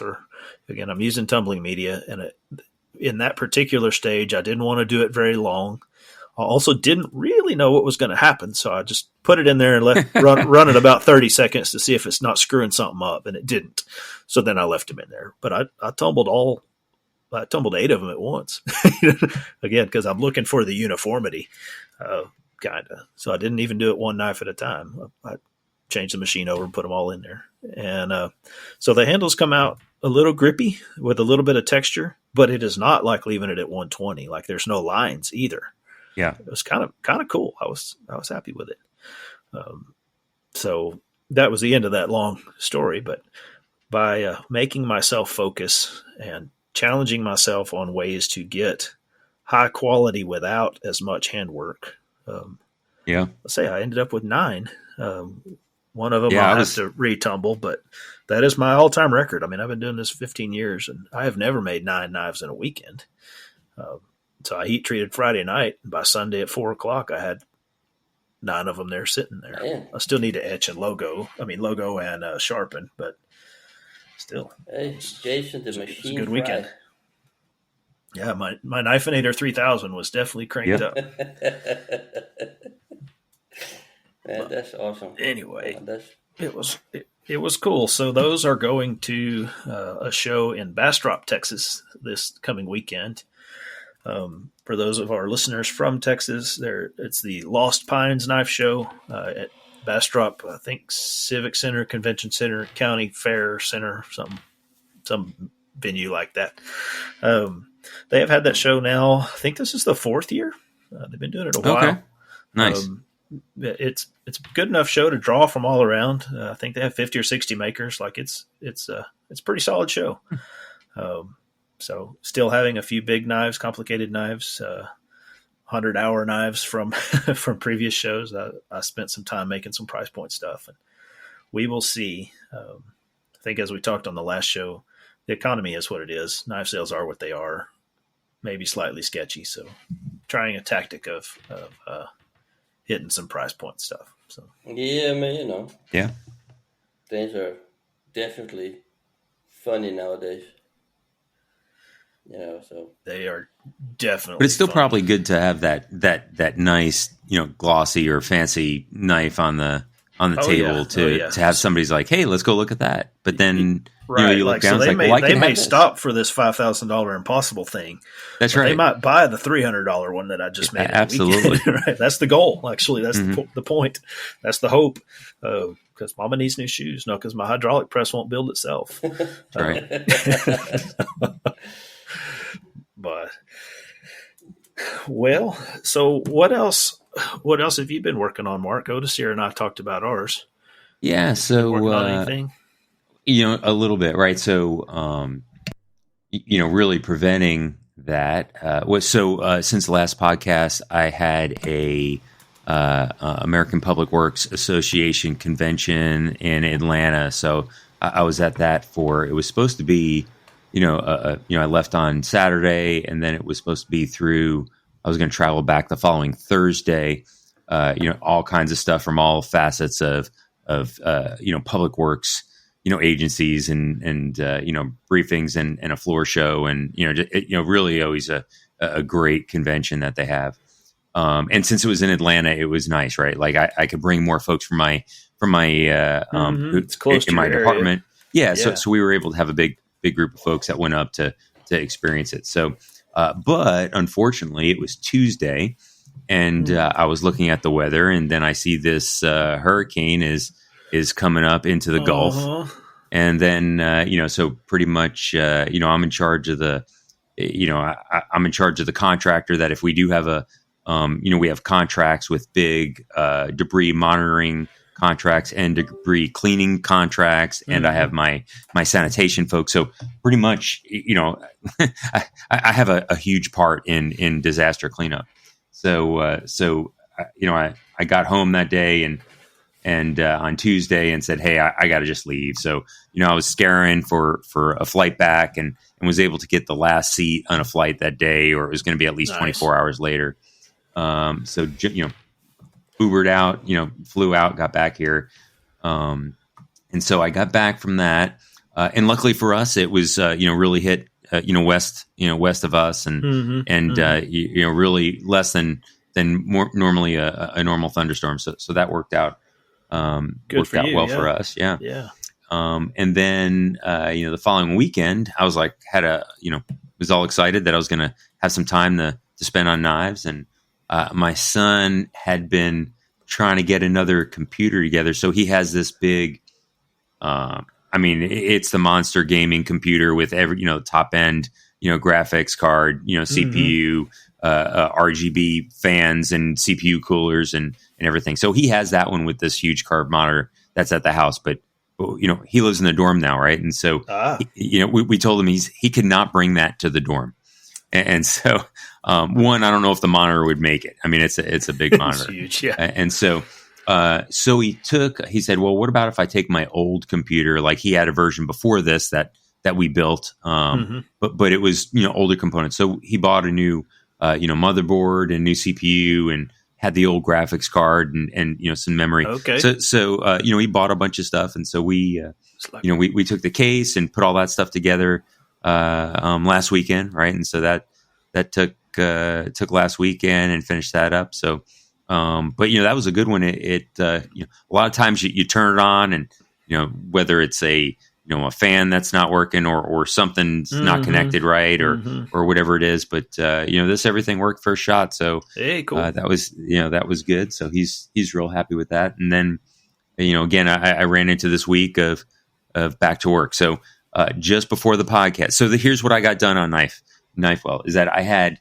the two I'm calling them Alabama cleavers, right? Right. And I had that pocket hunter that I made that I have to take pictures of all three and get them all out there. But so a sharp, I hadn't had my sharpener set up, in a while, right? So I have the Ameribraid sharpening attachment. Okay, yeah. And really the last two knives I didn't even do with that. I did with my Lansky sharpening, little mini system, right? And so I hadn't had that thing out for a while. So, I broke it out and tried to, get everything calibrated back in and was working it. I did find, so talking about that, I really have to dial in the belts I buy to use for that, right? And so, it's like all the 2x72 systems, but you run it. On this one, you run in reverse, right? And then, do it against whatever kind of grind you want for your edge, whether it's a wheel or a flat platen or a rotary platen. And so, I was doing on my flat platen, but, when you have the belts, even if it's a nice soft belt that has a seam in it, it kind of, I was, plus I was getting, it wasn't super smooth all the way across. I would get like a little line, right? And you want that nice sharpening edge, on there. So I'm, so what I ended up doing, which worked well, I went, I put just a really light initial bevel with a Warren 120 on there, and then I hit it with I think it was like a 320 belt. But then I made a while ago a piece of leather that fits over my platen and has a little edge on it. I sewed on there, and so I stuck that on the back of it, and because normally I do it just to smooth out the grind lines. Right. That it kind of gives that little that softer back on your final grip. Yeah, just on my final, like I think I hit it at 600 or something like that with that, and really that made the difference because the little bump in the blade, it softened that out. Probably if I had a rotary platen, it would have been perfect, but without a rotary platen, that was just enough to get it nice and smooth on there. So I do fairly similar. So I'll go 400, but then my 600, I have a little 1-inch space between my platen and my top wheel. That's just enough that I do my little 600 pass is right there. That's it. And it's really stiff, but it gives you just really that give. Stiff, but it's not quite a flat platen. That's right. It's not metal. Exactly, So so got those done. I was pretty happy with those. The those serving cleavers are super sharp. The only problem is that we have to be careful washing them because it's sharp from edge to edge, right? Like because there's a point almost that's backwards a little bit, and then the point that's forward. Too, like you could drop it on yourself and cut yourself pretty good. Yeah, that's right. And so got the sheaths done, got everything done. So I was happy with those. And then so I picked back up just today because I felt like I have to get some grinding done. I had that hidden tang that I'm making with that drop point or that drop handle. The drop butt handle when you're doing? Yeah. Yeah, that drop handle one. And so just got it back out on the grinder. And I had my initial, I did a really steep initial bevel before I heat treated, but it was really obtuse, just enough to knock the edge off. Heat treated, didn't get any warps. So it was nice and straight. And then really today was the first time I got that thing on the grinder, and so got one side about half, almost all the way up, but it's pretty hard.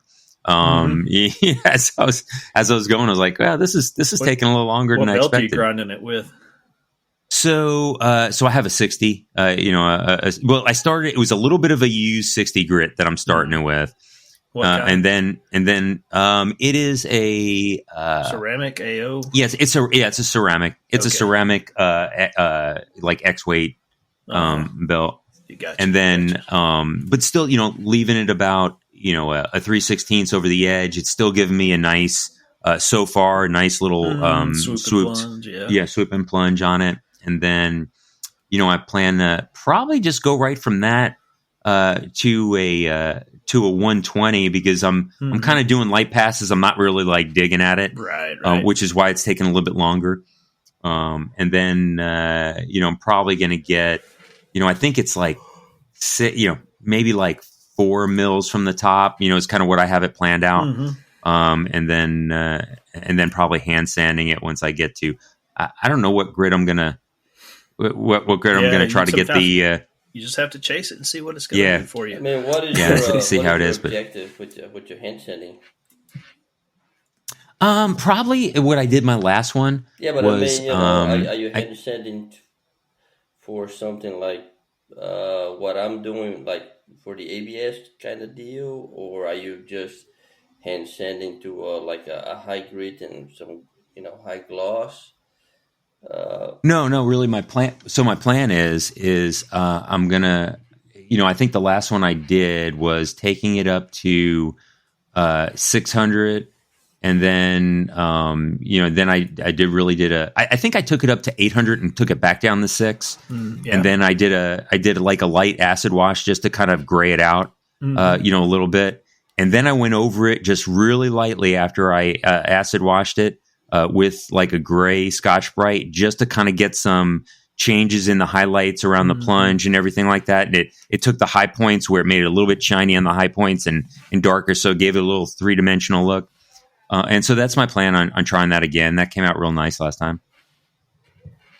All right. So sounds pretty good, see. Man. Sounds pretty good. Well, I have to still sharpen and logo all these ones from the weekend. I did crank out all 9 sheaths over the last few days. Nice. I do sheath work on weekdays. When I'm piddling, I can sit and watch Netflix and build sheaths, Mm-hmm. Yeah, that's right.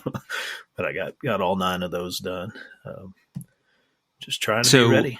So you brought up something on the chat this week and said something like, should you dip them or should you something else, right? Oh, and yeah.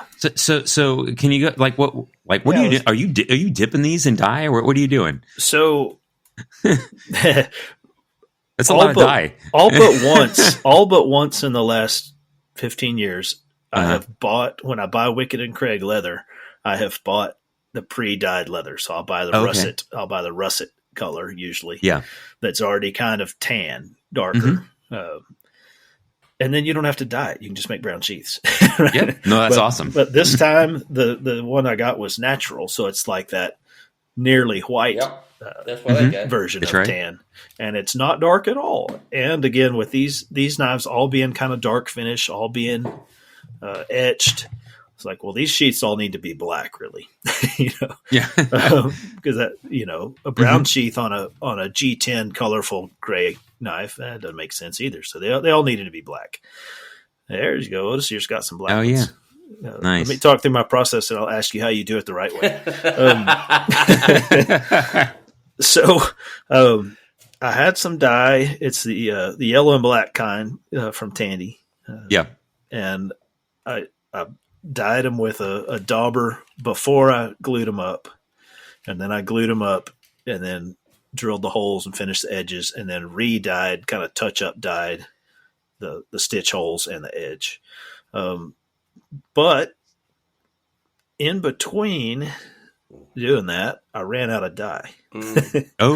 So then I had I had known I was running out of dye, and I had bought some more, but I'd bought a different brand. Yeah. And come to find out, it wasn't a different brand. It was a different brand and a totally different product altogether. So it was like a gel dye finish all in one combo. And I didn't realize that. I thought I was just buying some more of that like super water thin dye. That's right. So then I started dyeing them with that EcoFlow brand multi-finish stuff. And that turned out pretty well. I think I'm going to try that some more. Really? All right. So all that to say, multiple dyes, multiple times of dyeing, multiple finishing methods sort of all turned out half okay. Otis here, how should I have done it? I have no idea, man. Right now I'm just winging it. Oh, now you let me down. No, I mean, I've been looking for a recipe to work with my leather for some time. Like you, I went to Tandy and, got me some supplies in there. Regular natural hide, and I don't know. I'm still learning a lot, so I cannot tell you what to do because I honestly don't. Right. I honestly don't know. But one lesson I'll tell you something. The dye that I've been using is that I'm looking at Tandy right now. I'll let you know in a second here. I think it's pronounced as Fibing. Yeah, Fibing's. Fibing leather dye. Fibing's but I like the Pro dye. Yeah, the Pro dye. The Pro dye. Is that the yellow and black one I'm talking about? Or is that no? That's white. Those are white, aren't they? They come in the yellow and black one you have is like an oil-based thing, the Pro which is better. It's oil-based instead of alcohol-based, and it sets a little bit slower, but it doesn't dry the leather like the alcohol would, right?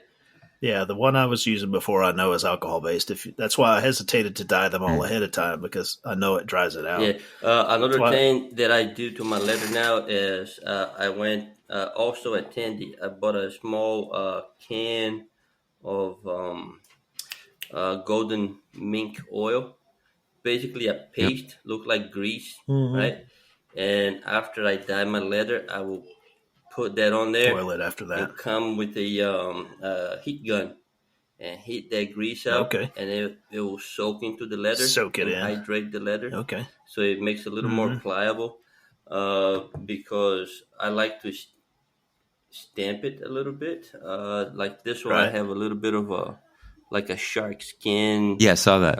Ray skin stamp on it. Saves time. Instead of drawing a whole lot of lines and making basket weave and everything, you just that texture is super time consuming. So this thing, I take my shark stamp and go to town, pop, stamp the whole leather, the whole piece in one time, fold it, do my thing, and done. The next thing I did, I finally came out with the shape that I like. It's sort of like a taco shell with a neck, right? Yeah, I like that. And the And then strap with the going strap, around, the snap. right? So works good, looks good. I like it, and a little belt loop on the side. So Yeah, no, it's nice. Little rivets holding the. Yeah, I think the rivets, give it a nice touch. I mean, unless you want to stitch it, you got a rivet, because that is from is a separate piece from the shell that wraps around like that. So I think I finally found a good shape for my sheaths, instead of making those boxy ones that I started before. So leather is not my thing, man. It's like very tedious, more than hand sanding, I think. That's something I've seen out of a lot of knife makers, is that we really like making knives, right? But when it comes down to the leather work, I would rather not. Yep. So I was the other night, I was sitting there staring at that pile of sheets, and I was like, maybe I'll go fold my laundry. Like, that's how much I love sheath work. And I've decided to go fold boxer shorts and underwear instead of doing sheets. I love them that and much. The thing is, right, for a little small sheath like this, it takes me almost 3 hours. I mean, like I said, it's tedious, man, because you're measuring, and then you're cutting it, and then you gotta dye and wait for the dye to set, and then I'm hydrating the thing with the mink oil, right? And all of these steps take time, right? And it's not something that, I'm going to make 5 sheets of the same size right now. Because every knife that I have is a different size. So it's not a one-size-fits-all kind of deal. I still do them in batches. So even though, like I said, I had 4 designs, it was 3 different sizes of sheaths. I cut out all 9 of them. And then also one custom one-off for another knife I have going. Same deal. If I'm dragging that leather out in the cutting board and crap, I'm cutting 9 of them, man, every time. And I can't. You're right, Otis. There's parts that take time, but what I can tell you is when you do 4 or 5 or 9, when you're gluing your welts in, and all of that, by the time you get one sheath glued and work your way through the batch, the first one is ready to stick and do the next part. So you could just kind of keep rolling, because your glue dries while you're working on the other ones. Dyeing and spraying. Again, I'll spray them all and leave them outside a while. On that note, I like to sit there and watch my glue dry. After you finish sniffing glue, or is this the? Hey, put a little bit on the rag, and then you take a whiff. Make the time go by faster, What were you going to say, Mark? So I would say that besides for sniffing glue, no. So I'll tell you, there was 2 things that I think were tips that I found that I did different on just small things on the sheath this time that made a huge difference. Maybe there's 3, right? And so one of them was with dyeing. Is that I definitely found. So I was always chasing the smooth dye pattern, right? And so I dye it, and I feel like there was like a light spot, and then I kind of re-dye it, and like I kept trying to chase that. And what I found this time after doing a bunch of research is that I would do just a fair coat, not dipping, but just kind of seeing that moist pattern kind of go across across as you're dyeing it with a dauber, but then let it just partially dry, and then putting a good soaking of neat's fit oil in over the wet dye. And what happens is it spreads the dye will dilute. Out. Yeah. Okay. It evens out. And all of a sudden, before you even think about putting another coat of dye on, just let that sit and dry. And then I didn't need to do another coat. So that happens with when I applied mink oil. When you melt it in? When you melt it in, the oil spreads out, and whatever light spots that I thought was there, it completely disappeared. It all kind of just evened out. That's great to know. Listen, I've spent 15 years using pre-dyed leather. So that's right. There you go. I'm learning from you guys. And then the next thing I found was, and I actually bought. But what's that? More. Oh, there's more. Okay. There's more. I will finish the final buffing of my leather. Regular old brown shoe shine. Put it on a toothbrush, scrub it up in there. There you go. I put it on a toothbrush, and then I'll scrub it all over. Come with the brush and buff that thing out. And whatever unevenness that was there is gone, right? Everything's. I prefer brown shoe shine because it will blend in with whatever color that you have, instead of just straight black or different color for the shoe shine. I like brown better. Yeah. No, plus it gives it that again a little bit I don't know, maybe antique look, if it shines in the light just right. Yeah. So I've been doing my final finish with tan coat now. Putting and it's been a couple practices. Putting just a light coat of wiping it on and rubbing it into the leather, letting it dry, and then buffing it, and it gives like a satin finish, different than like Resolene. That's like more of a non-porous finish. It just kind of gives a satin finish that water and oil won't go directly through, but if you oil it and let it sit for a little while, you can rehydrate it if you needed to. So that's been working good. But what I was going to say is the other key thing I found, and I bought a tool, which is always cool to buy a tool. I bought a glass burnisher. And so it's basically like a 4-inch wide piece of glass with a nice smooth edge on the end. And I think it was Josh brought it up and said that he burnishes the inside of his sheaths. And so that there, you got all that, grain leather on the inside, and, he makes them nice and smooth, and he burnishes a little bit. And so, I bought this. And not only so, I love doing that on the inside. Now I'm going to do that on the inside of all my sheaths. But the other thing I found that made a difference is when I glue in my welt. You know how one side of your welt is the unfinished leather, right, and the other side is the finish. And then you scrape up the the finished side so the glue sets. But I found if you burnish the unfinished side a little bit of your welt, when you sand your edge, it doesn't give you as big, because it's flatter and the seam it gets tighter. You don't have as big a line on your edge, unless you're going to go and paint your edge. You don't have as big a line on your edge from that thick, hairy backside of the leather. And so can't have a hairy backside. No, you can't. And so, but so a couple things. It was a lot of work working with the leather, but I tried a bunch of different stuff this last couple 3 sheaths, and so I felt like there was a lot of a good learning curve on it that I got some better ways to do things. That's one great thing about this business or this hobby or this industry or this obsession, right? Is that you can always learn some other way. Oh yeah. I joke about ask 10 people, you get 12 ways, right?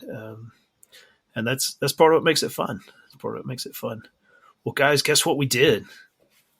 We hit our 2-hour mark. Nice. Woo! Yeah. So even without our fearless leader and the B Team superhost and Mark VMAX Masalo and Otis here, Pinto, who is a very nice kid, we have made it to the end. Now, I wasn't super diligent about sponsors. For the listeners, y'all know these guys are our friends.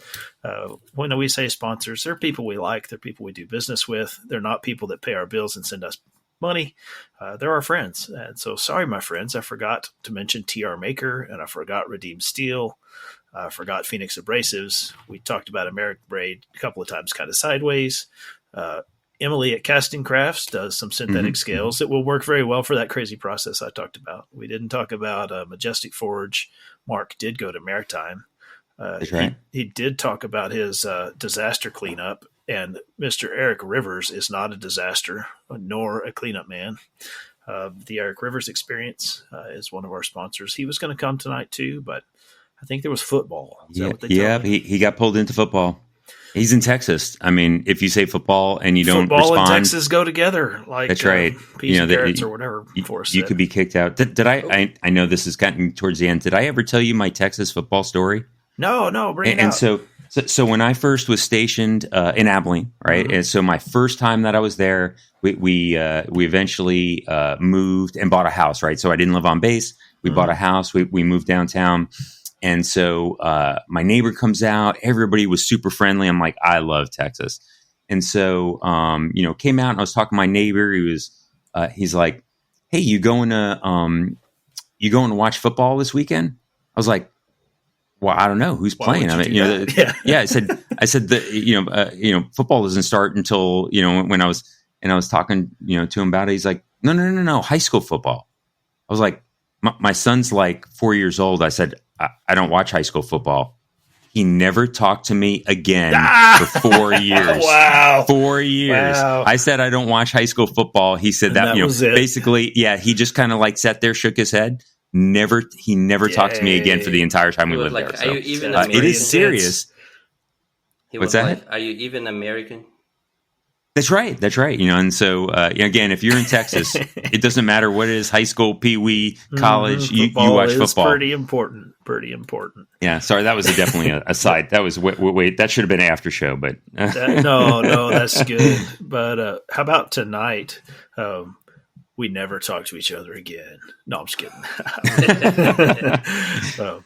Why don't we call it a night? We always end with a certain thing that we're gonna cover the oinky, I think. So let's do it all together in unison. Ready? 1, 2, 3. Oinky, oinky, oinky, oinky, oinky. Yeah. Tranquility Base here.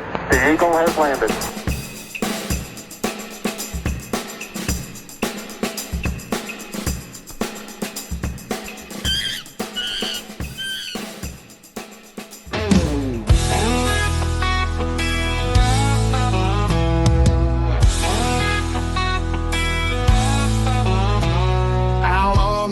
Town where the stories run deep, there's a crew of boys who don't miss a beat.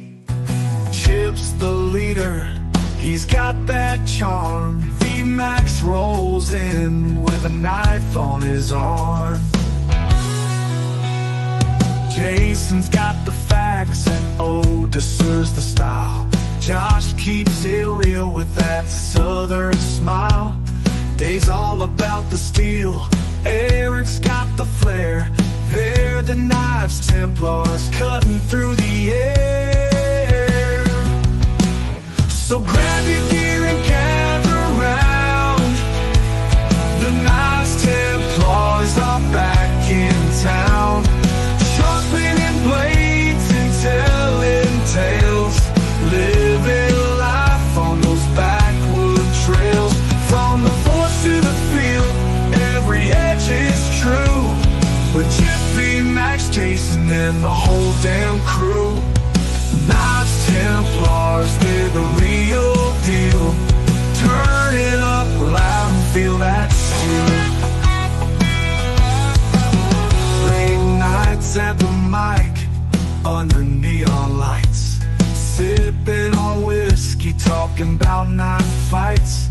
From custom designs to that vintage fine. If it's sharp, if it's shiny, they got it all in mind.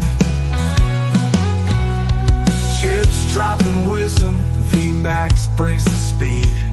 Jason's got the knowledge every blade nut needs. Oh, the Sir's got the look, Josh keeps it tight. Dave and Eric cutting loose, they're ready for the fight. So grab your gear and gather round. The Knives Templars are back in town, sharpening blades and telling tales, living life on those backwood trails. From the forest to the field, every edge is true. With Jeffy, Max, Jason, and the whole damn crew. Knives Templars, they're the real deal. Turn it up loud and feel that steel. From the Damascus to the woods, from EDC to the show, every blade's got a story, every scratch has a soul. They're crafted with passion, making sparks fly. If you're looking for adventure, these guys are your guide. So grab your gear and gather round. The Knives Templars are back in town, sharpening blades and telling tales, living life on those backwood trails. From the forest to the field, every edge is true. With Jiffy, Max, Jason, the whole damn crew. The Knives Templars, they're the real deal. Turn it up loud and feel that steel. Yeah, the Knives Templars coming up your fame. Jiffy, Max, Jason, and the rest of the gang. So keep those blades ready and keep your aim true. Knives Templars. Brought to you by Porkhouse Productions. Oinky oinky oinky.